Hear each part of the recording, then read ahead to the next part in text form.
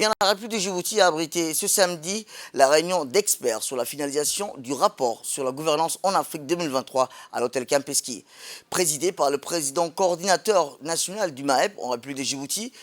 M. Hamid Mohamed Adani, et a vu la participation du représentant, du directeur général du secrétariat du continent du MAEP,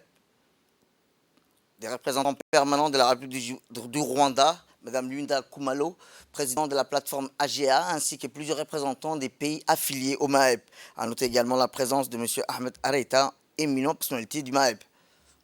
Le but de cette réunion est de veiller à ce que les recommandations formulées par les États membres de l'Union africaine concernant les mandats du CPS soient effectivement reflétées dans la version consolidée du rapport et aussi discuter des observations des États membres sur la conceptualisation des changements anticonstitutionnels du gouvernement, le contexte et la conclusion ainsi que les recommandations du rapport. L'objectif principal de ces processus de finalisation est donc d'assurer à ce que la version consolidée du RGA 2023 reflète les recommandations faites par les États membres et que toutes les recommandations proposées ne contredisent pas les valeurs et le cadre juridique de l'Union africaine. Le représentant ainsi que du directeur général continental du MAEP s'est réjoui d'avoir participé à cette réunion de haut niveau sur la finalisation du rapport sur la gouvernance en Afrique 2023. Il a remercié la République de Djibouti pour l'accueil et l'hospitalité réservée aux participants de cette importante réunion.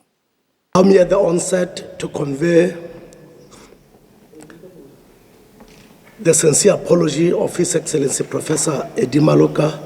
your humble servant and Chief Executive Officer of the IPRM Continental Secretariat, who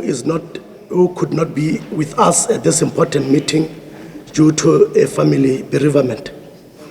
I acknowledge with profound humility the privilege accorded to me to address this auspicious meeting of the African Union Peace and Security Council. Experts joined by the experts of the PLC Subcommittee on Human Rights, Democracy and Governance for the finalization of the Africa Governance Report 2023. On behalf of Professor Di Maloka and indeed the entire APRM Continental Secretariat, I kindly wish to convey our sincere appreciation and gratitude to the government and the people of Djibouti, our gracious host, for the warm and brotherly welcome,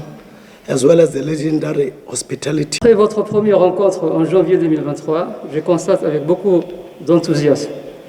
que Djibouti devienne un haut lieu de rencontre et d'échange sur des questions éminemment importantes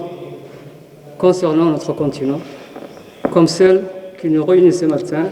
et portant sur les travaux de finalisation de la version consolidée du rapport 2023 sur la gouvernance en Afrique. Donc je voudrais saluer également l'efficacité du MAEP continental, de l'architecture africaine de gouvernance, ainsi que celle de tous les acteurs engagés dans ce processus d'achèvement de la version consolidée du rapport sur la gouvernance en Afrique 2023.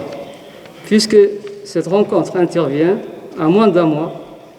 des recommandations formulées par le chef d'État et du gouvernement de l'Union africaine lors de la 36e session ordinaire de son assemblée qui s'est tenue le 19 février à Addis Abeba. Donc sans plus tarder, je vous souhaite des échanges dynamiques et de livrations fructueuses tout au long de ces 2 jours de travaux. Il s'agit d'une réunion qui porte sur la gouvernance. Comme vous le savez, Djibouti avait déjà accueilli une première réunion il y a moins de 2 mois. Et cette rencontre portait sur l'évaluation de rapports qui ont été constitués sur la gouvernance économique, la gouvernance politique dans un certain nombre de pays qui se sont portés volontaires pour être évalués. Et ça a donné lieu à un rapport de synthèse qui par la suite a été donc adopté au niveau des chefs d'État. Mais là, il y a lieu de voir encore plus loin, voir quelles sont les cohérences, quels sont les éléments ajoutés, de quelle manière on peut vulgariser, non seulement au niveau des États, au niveau des gouvernements, mais au niveau des communautés. Donc vulgariser en quelque sorte les facteurs qui ont amené